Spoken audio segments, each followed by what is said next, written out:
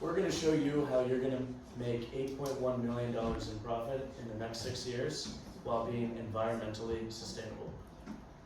So given our location, it's apparent that a full-service car wash and an in-bay automatic car wash are not suitable in comparison to a express exterior car wash. So below, you can see that's illustrated the characteristics and some pitfalls of both of them.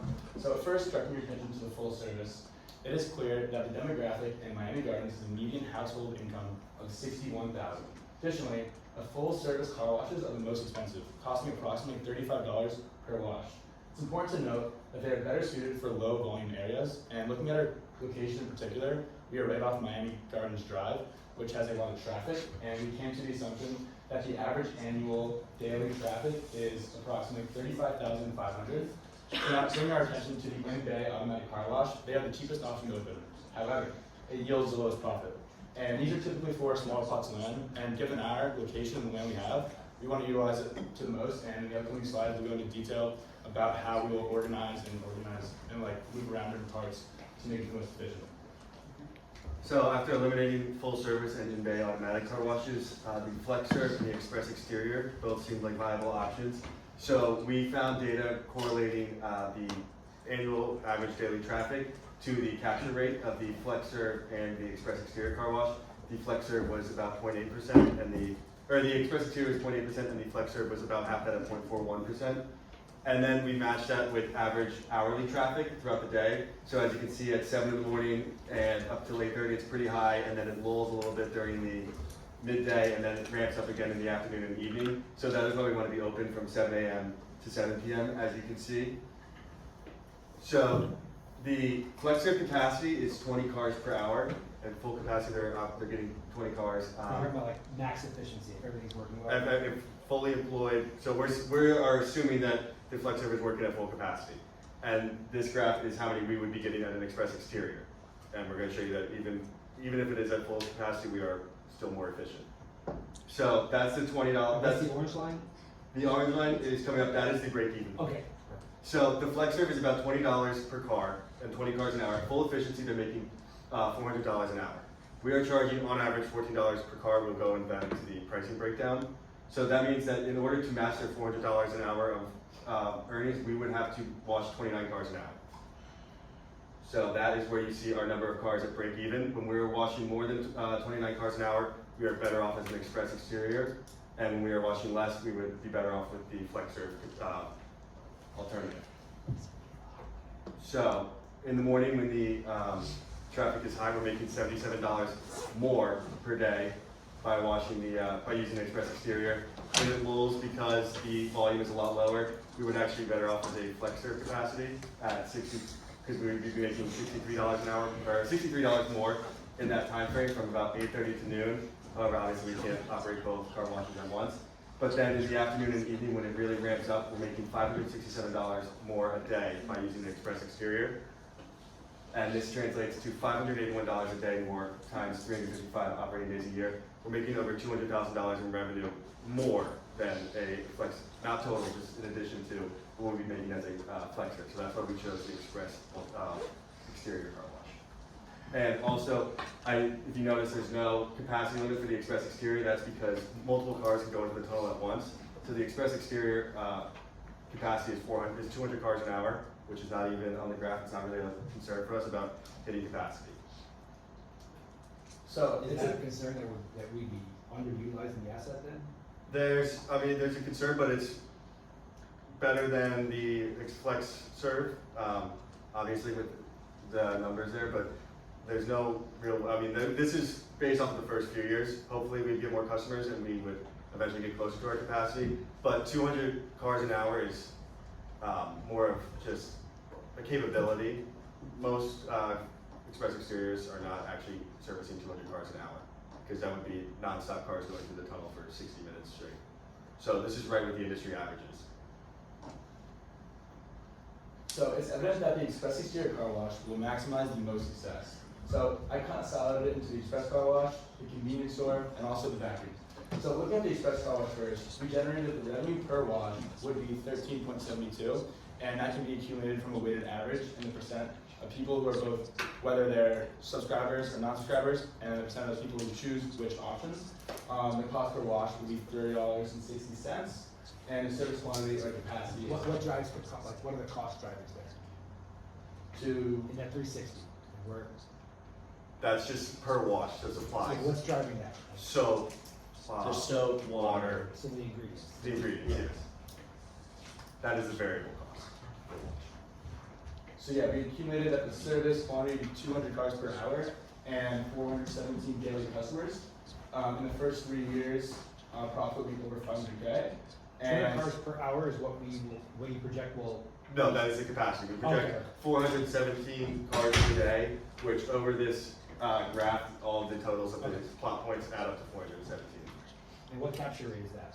That's 0.8% Okay. of 3550, 35,500.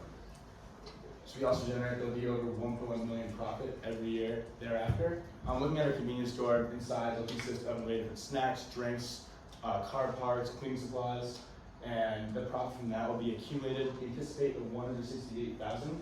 And when you go into the car wash, you'll be given a ticket and it's promotions for the store purchases. Lastly, we have a What do vacuum. you mean by that? So, Ticket promotions, I don't, what's that last bullet point? Walk me through that again. So that incentivizes our customers to use us, to get benefits from using the store as well. On their receipt for their car wash, they might get Yeah. 10% off of an in-store purchase. Which Oh, we'll- free. I'm going to further. There's like plans next to the slides. So we're a paper analog Right, point of sale system? yes. Is that a good idea? Over digital? Oh, well, no, that's if they can request a receipt, but that's, that would be something that we would advertise as in-store bonuses on the, receipt if you request it.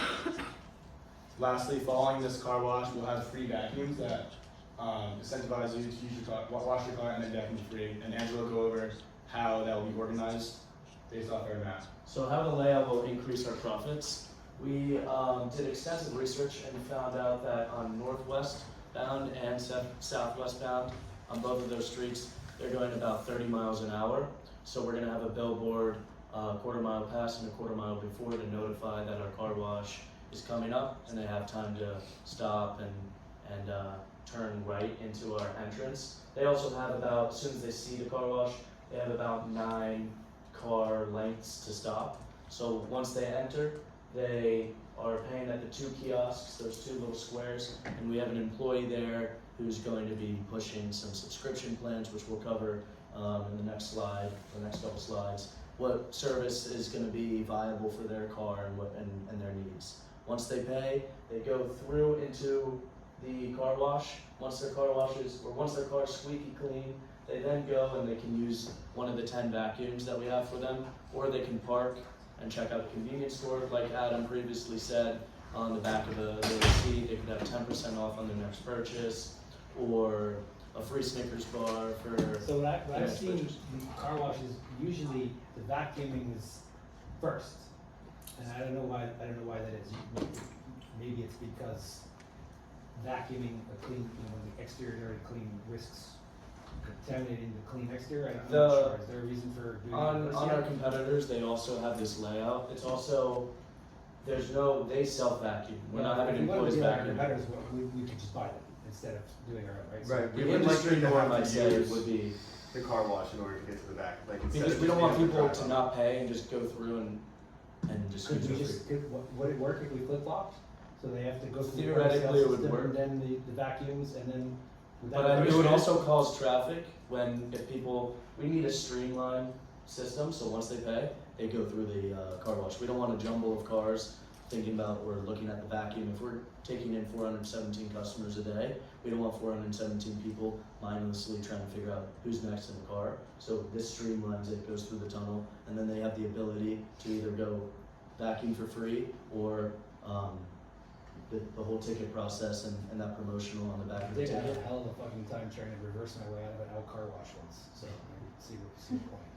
They are coerced to use the shop if they want to, and if they don't want to, or after they're done vacuuming, we move the exit over here. And the reason behind that, we don't want the exit and the entrance in the same spot, because we don't want to crowd up like the Starbucks example that we use, or any head-on collisions and confusions. So adding the What's the exit, Starbucks example? Yeah, when it lined up on Dixie when it's too much. Oh, okay, that's what I'm saying. Yeah, yeah. And then if we have the exit over there, they can safely take a right, get onto the main road, and carry on with their journey.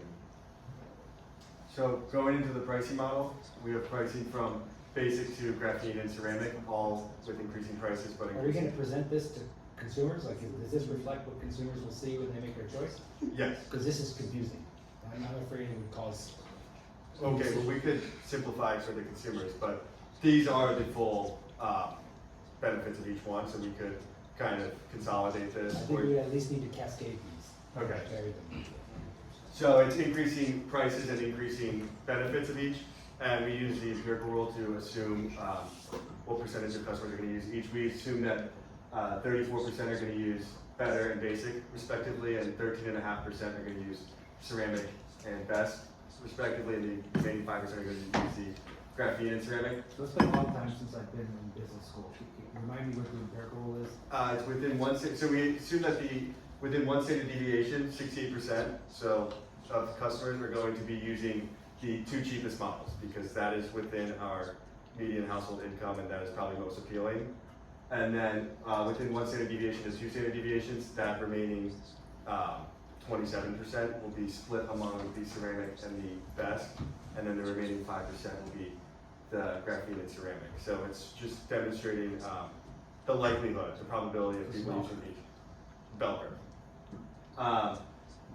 So we can also see the single wash prices and the unlimited washes. Obviously the unlimited is more, that's the monthly subscription, but they can wash the cars as many times as they want. It's important to note that while the value of the unlimited varies based off of the subscription plan, the minimum a customer would have to come in is 10 times a month to actually create a net loss for us as a subscription member, and the industry average shows that subscription members on average come in 3.2 times a month. So this subscription is in our best interest. It creates recurring customers and customer Well, loyalty. that assumes there's no tack-on effect, right? Like if they come 6 times a month, but they're creating a line that drives away other paying customers, that could be a problem, right? Right, but we think that the customer loyalty that would come with this and the recurring revenue will outweigh that, especially How many because times do we think people are gonna actually use the wash per month for the membership? we have them making about 17% of our clients. How many times do we, so I have a membership, I'm an average consumer, how many times a month do you expect that I? 3. Okay. And because we're, $10 in cost, what? so like $10. Yes. And because of that, we're also not anywhere near hitting our capacity as we said earlier, so that's not really a huge threat right now. And then we hope that that will lead to referrals and recurring income and more customer loyalty and really building our brand if we end up wanting to sell the company. We already have something solidified. So here's our strong sustainability plan for a healthy environment. When you wash your car with us, compared to just washing it at home, you're saving, from the get-go, you're saving 100 gallons. And yearly we use around 6 million gallons, which is a staggering number just to say, but we have a lot of measures to alleviate this number. For an example, a reclaim tank. We wash and reuse all the gallons we use. It's 40 gallons each car, but when it drains, it goes to the reclaim tank, filters out, and comes back and re-washes the car.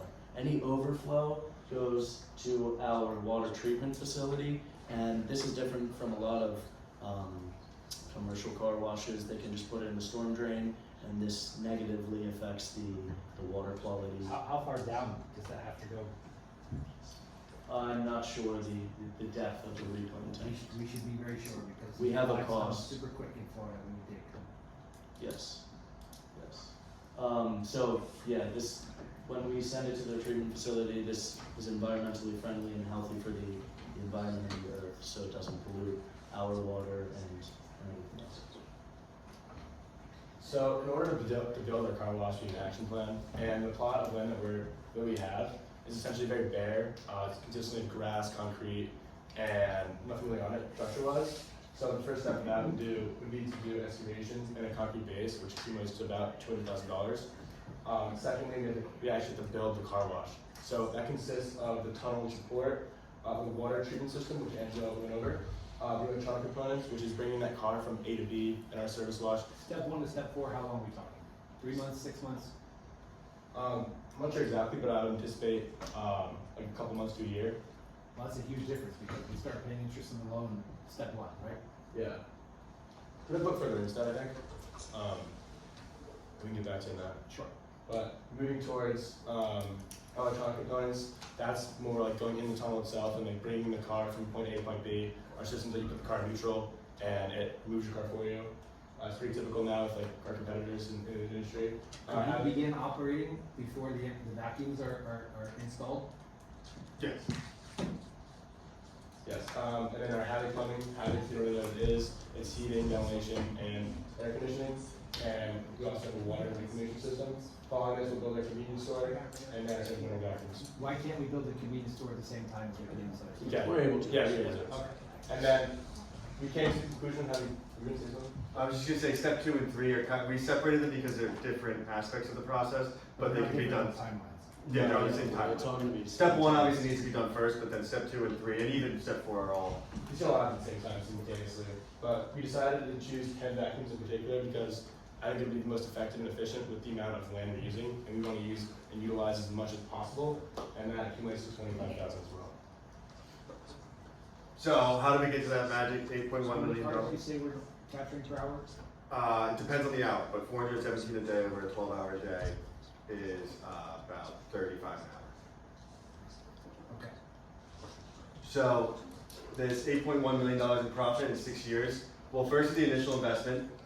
We just broke that down for you, especially the $1.2 million of equipment and the $600,000 of construction, but we also wanted to emphasize that we were going to be putting $102,000 into the initial campaign for billboards, website, Any and of this grant. equipment prefab possibility, like built off-site and delivered?